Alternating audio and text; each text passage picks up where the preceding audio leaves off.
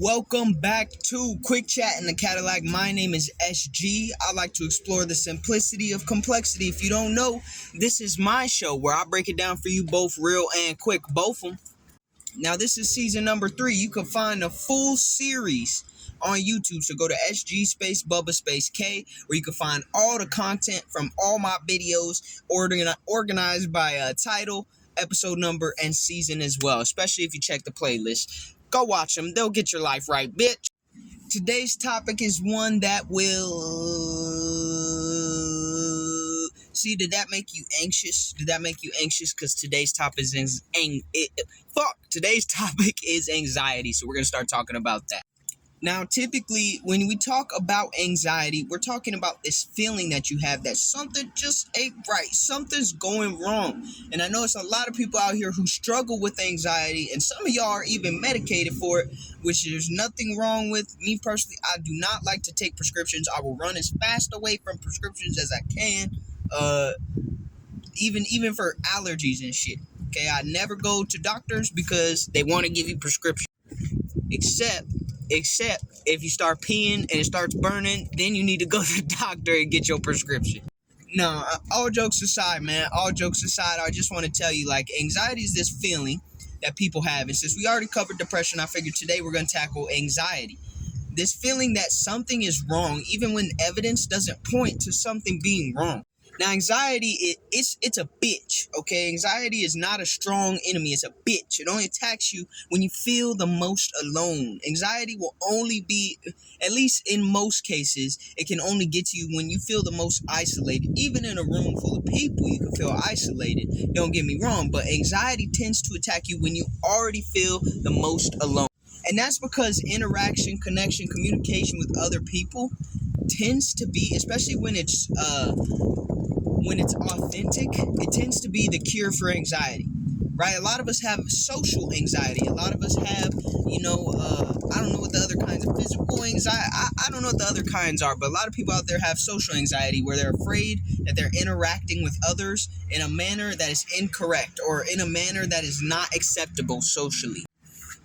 And that's valid, man. That's valid. I understand that. Some of y'all feel very highly about how you want to portray yourselves out in the world, and you want to make friends, and you want to have connections, you want to have relationships. So you have social anxiety about, am I presenting myself a certain way and is it really communicating who I am?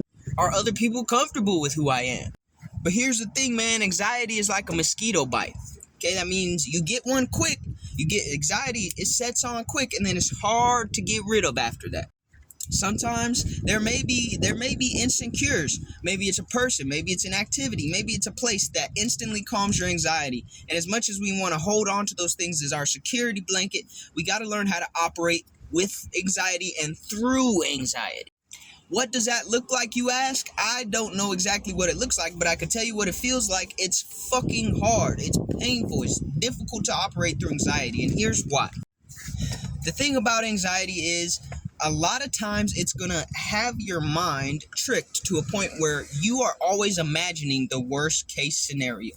You are always imagining the worst possible thing can happen. We live in a fucked up world, so I get it, because those things are definitely possible. It could definitely happen at any point in time, sure. But what is the benefit of thinking about that? What is the benefit, especially long-term, of always focusing on the things that could go wrong, especially in a worst-case scenario type of situation? Because that's only going to feed your anxiety. See, you have to starve your anxiety, and it takes time, okay? As a human being, how long do you think it takes to starve? What, like 2 weeks, 4 weeks? Some people go weeks and weeks and weeks without food. Okay, there's stories of people going 3 months without food or longer. So it takes a long time to starve something. All right, anxiety is no exception. You have to rewire your brain from thinking about things in a worst case scenario situation. Now, it's one thing to be prepared. I understand that. It's one thing to mentally prepare yourself for all possible outcomes. Sometimes that's a very useful skill, but sitting here fretting about it and assuming the worst is what's going to actually keep you from expanding, from moving forward. It's going to block your blessings, man. And we don't want you to do that. So while you're sitting here imagining all these worst case scenarios, your energy is going to things that you can't even confirm are happening for real until they actually happen. sitting here and visualizing them happen, and then feeling the feelings of, oh, what if this? It's basically creating the stimulus from your body, putting yourself in fight or flight or survival mode because of your anxiety. That doesn't mean it necessarily feels like the most controllable thing. When it comes to anxiety, a lot of times it feels like these things are out of your control, and that's the reason for your anxiety. But let me tell you a little secret. And because you feel like you can't control it, when you're imagining all these worst case scenarios and putting your body in survival mode, fight or flight mode, when something actually happens, whether it's the worst case scenario or not, a lot of people with anxiety will feel relief. Sometimes secretly be relieved because it was the worst case scenario that happened. And that's fucked up. That is fucked up. I understand. But here's my issue with that. If the only time you feel relief is when you realize, oh shit, the worst case scenario happened, you are going to subconsciously and sometimes even intentionally and consciously push yourself to the worst possible scenario. So let's say you have social anxiety, and you walk into this room full of people who you admire. And in this room, you're like, oh man, I really don't want to embarrass myself. And then that anxiety it makes you act or influences you to act in a manner that is embarrassing to yourself. Okay, I'm not a very embarrassed person most of the time, but occasionally I do get embarrassed. I'm not gonna lie. So, but let's say you act in a manner that embarrasses yourself. Well, you just pushed yourself to the worst possible scenario because of your anxiety. And even though you might feel some relief, now you got to deal with all the shit that comes with the worst possible scenario.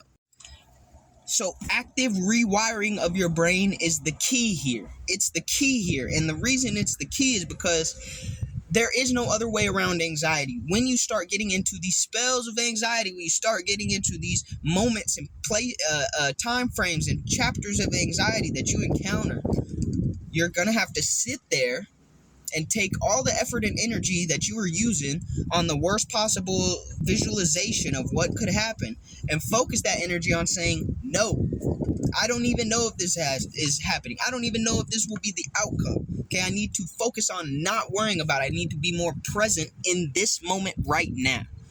Okay, and that is going to allow you to start the process of removing those anxiety or those anxious tendencies.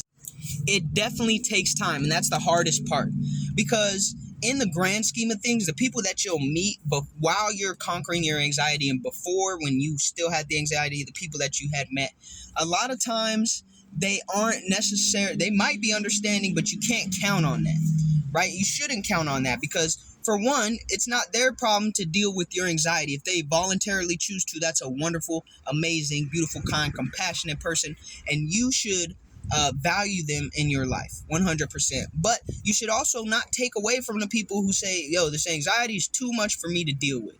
Okay, because that's not their burden to bear, to be completely honest with you.